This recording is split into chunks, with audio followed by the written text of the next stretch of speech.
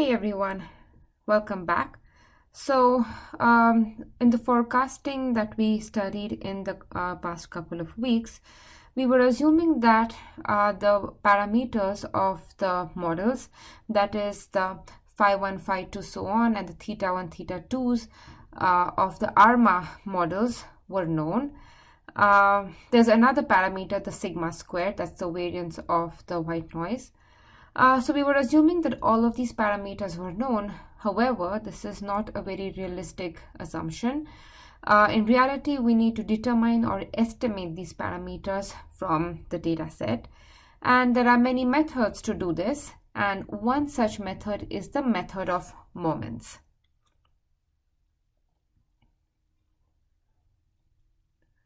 So we have n observations, that is x1, x2, xn, from a causal and invertible ARMA PQ process, right? So we have n data points.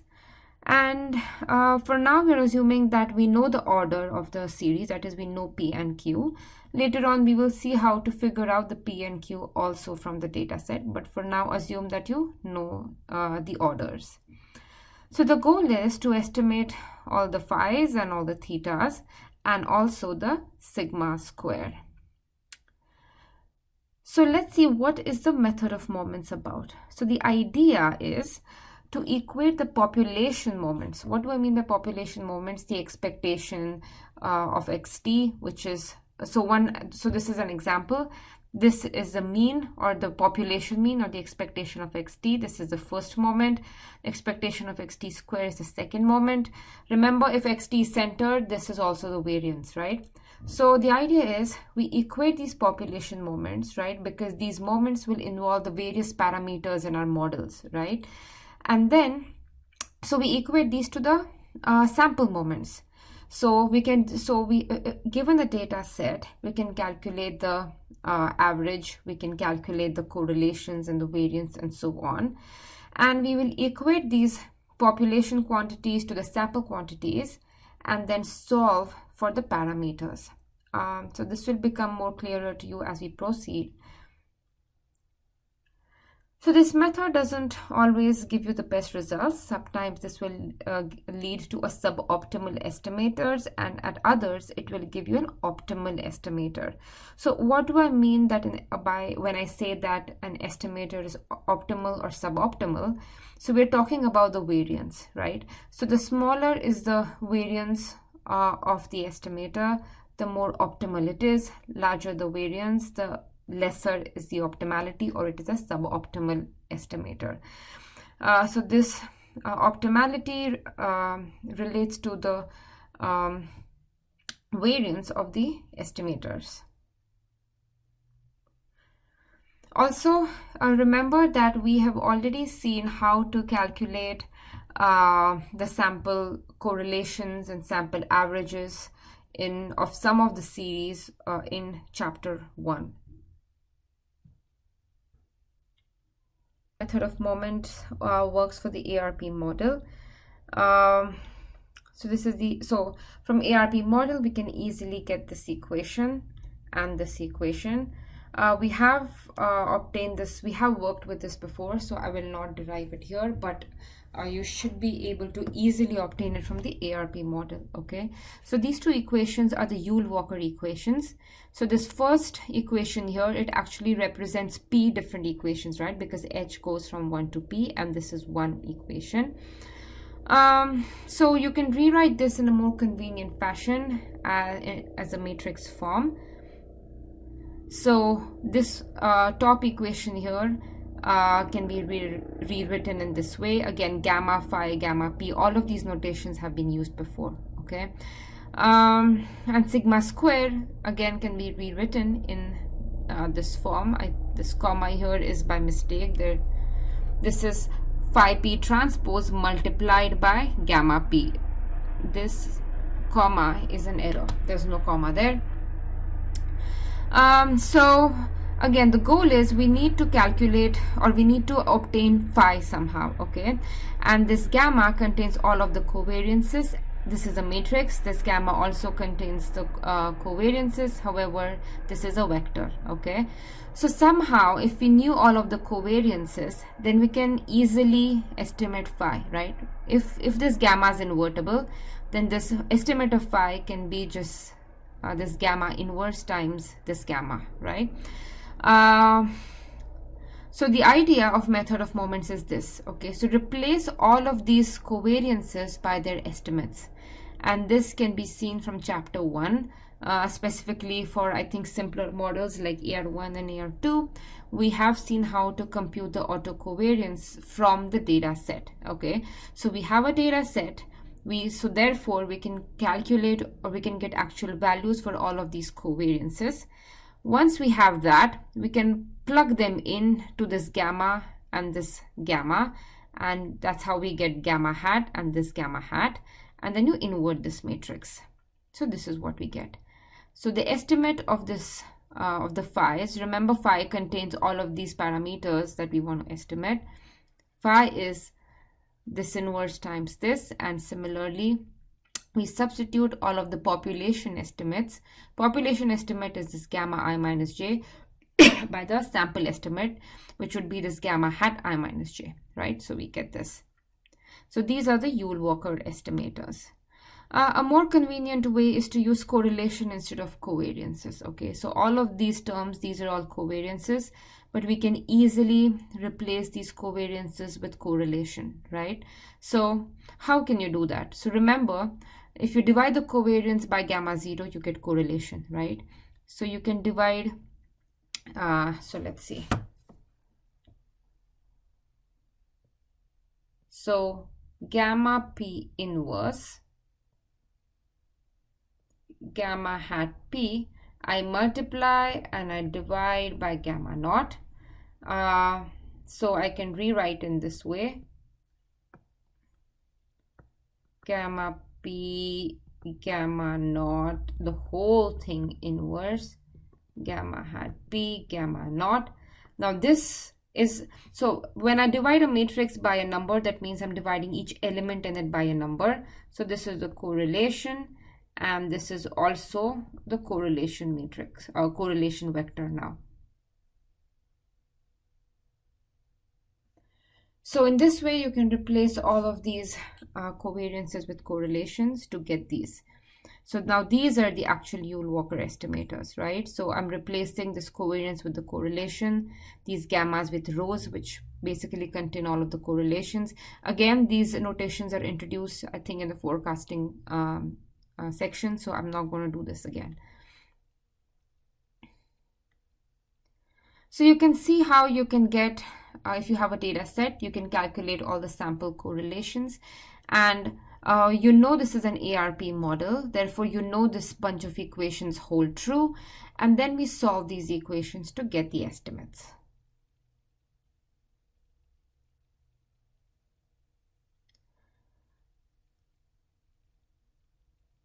So generally for the we can use this.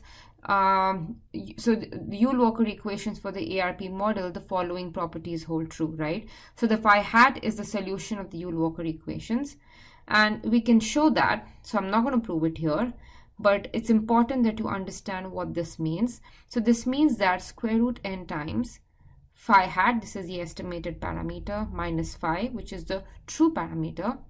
This difference converges or asymptotically. What do I mean by asymptotically? As my sample size increases. Remember, I'm assuming that I have a sample of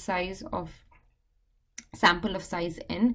So as that n keeps on increasing, the distribution of this guy, this thing on the left hand side, will be normal. So normal with mean 0 and variance given by this, or the covariance given by this. Okay, why covariance? Because this is not a number, this is a vector, therefore I have the covariance matrix here. So as n goes to infinity, the distribution of this converges to the normal distribution. Or if sample size is large enough, we can pretend that this quantity has this normal distribution. And we can also show that the sample estimate converges to the true value. So as n increases, the estimate that the variance estimate, the estimate of the variance gets closer and closer to the truth here, okay?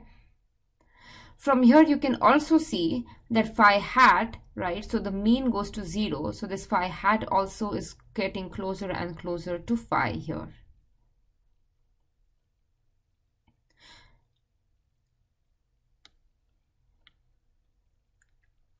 So again, we can use Durbin-Levinson to obtain this phi hat, so we don't have to invert anything, okay? So the Yule-Walker equations involve inverting your correlation matrix. You want to avoid it, use the Durbin-Levinson. So from here, we can get this result about the partial autocorrelation function.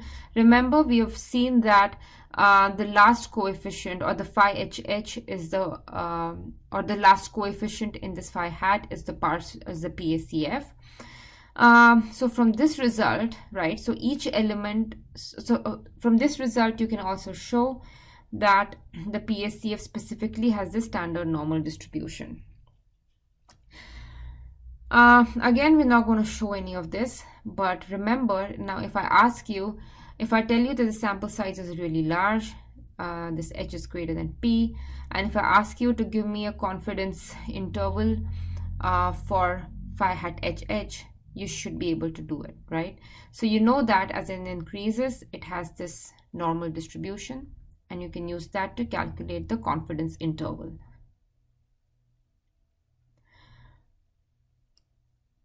So let's take a look at what happens if you use the method of moments in the moving average case, specifically the MA1 case. So this is the MA1 model, theta is less than 1. This is the causal representation. This is something we have shown before, that gamma 0 and gamma 1 have this particular formula for the MA1 model. So in MA1 model, we have one parameter, which is theta. Remember in chapter 1, we know how to calculate the correlation for the MA1 model. We know that the correlation, we know the formula for calculating that. So from these two equations, right? So I want the correlation. So gamma 1 by this, which is the correlation, I get these equations, right? So what am I doing? Gamma 1 by gamma naught is basically sigma cancels, so I get theta by 1 plus theta squared. And now I want to estimate the theta, right? So from the data, I can calculate the correlation, and therefore I'm going to choose my theta hat by solving this equation, okay?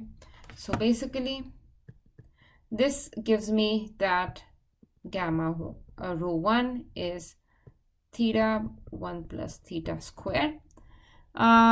This is the equation. From the data, I have this, right? Therefore, the theta, I'm going to choose theta that solves this equation, and I'm going to call it as theta hat. So this is a square, so we get a quadratic equation, right? When you equate this, so it's going to have two solutions, and we want to pick one that's going to give us theta, which is less than 1. So write this in a quadratic form, right? So what we get is rho hat 1. So this is a number right now, right? Plus rho hat 1 theta hat square is equal to, maybe not theta hat square right now, is equal to theta. And I'm going to solve this to get the value of theta. I'm going to solve this to get the value of theta, and I'm going to call that as theta hat. Okay, so this is a quadratic formula, and this is what you get. So I have this condition that this correlation is less than half, because otherwise you're going to end up with some complex numbers here, and we don't want to get into that. Again, so there are two possible solutions, right? And we choose this. So this would be minus b plus minus b square minus 4ac upon 2a. And if you choose the plus, it's possible that your theta will be greater than 1. So therefore we choose have this minus sign here. So that is the estimate, okay? And now, so you know how to calculate the estimate.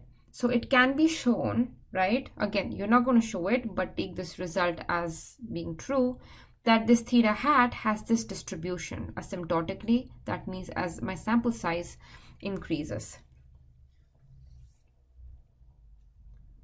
So what does this mean? Why am I looking at all these asymptotic normal asymptotic distributions? So it'll be clear in a minute. So if I look at, so like I mentioned at the start of the video, there are different methods to calculate the estimates. One is method of moments, another is maximum likelihood estimates. It's something we'll look at in the other video. But for now, I'm telling you that for the MA1 case, the MLE has this theta hat MLE, that means the estimate that we obtain from maximum likelihood estimation has this asymptotic variance. I'm just giving you this fact.